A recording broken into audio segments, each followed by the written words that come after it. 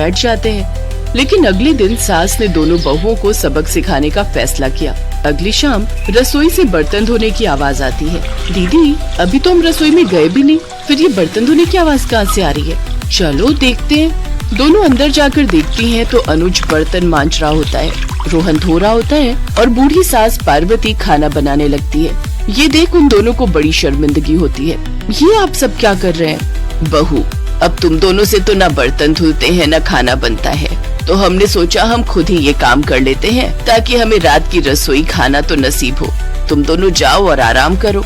नहीं माँ जी, हमें माफ कर दीजिए, हमारी रहते आपको ये सब काम करना पड़ रहा है। हाँ माँ जी, हमसे भूल हो गई, हमें अपनी गलती का एहसास हो चुका है। अब से आपको कभी शिकायत का मौका नहीं देंगे।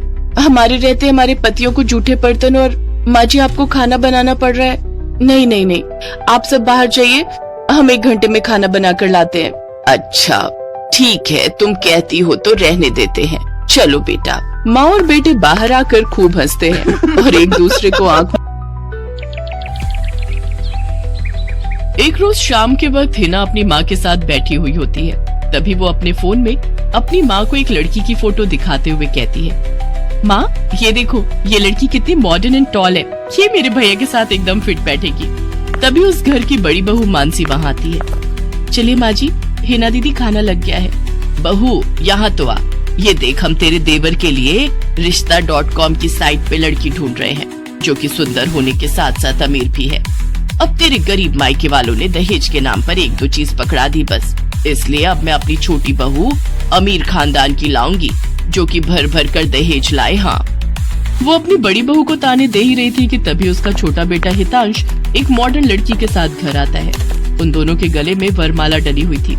हितांश बेटा, ये लड़की कौन है? माँ, ये जूली है और हम दोनों ने शादी कर ली है। क्या तुम दोनों ने शादी कर ली? मैं नहीं मानती इस शादी को। हाँ तो किसे फर्क पड़ता है आपके मानने या ना मानने से? वैसे भी वो कहावत तो आपने सुनी ही होगी कि जब मियाँ बीवी राजी तो क्या करेगा काजी।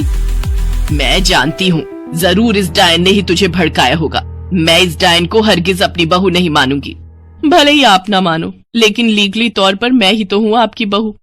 इसलिए अब जल्दी से जाइए और आरती की थाली लाकर मेरा गृह प्रवेश कीजिए। सास बेमन से अपनी नई बहू का स्वागत करती है। जूली हितांश के साथ अपने कमरे में चली जाती है। हे राम, माँ अपनी इस नई छैल छबीली के तेवर देखे, इसके तो रंग ढंग ही अलग है, बड़ा ही घमंड है इसमें। तू चिंता मत कर बेटी, कल इसका ससुराल में पहला दिन है। तुम देखना अगर मैंने भी इसका घमंड चूर नहीं किया तो। देखो तो सुबह के 10 बजने को है और ये नई बहू अभी तक अपने कमरे में सोई पड़ी है, और आज इसका रसोई में पहला दिन है और ये अभी तक अपने कमरे में है। तुम रुको जी, अभी मैं इसकी खबर लेती हूँ।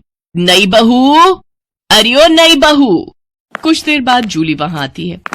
क्या बात है मम्मी जी, क्यों सुबह सुबह इस घर को मच्छी बाजार बनाकर रखा है?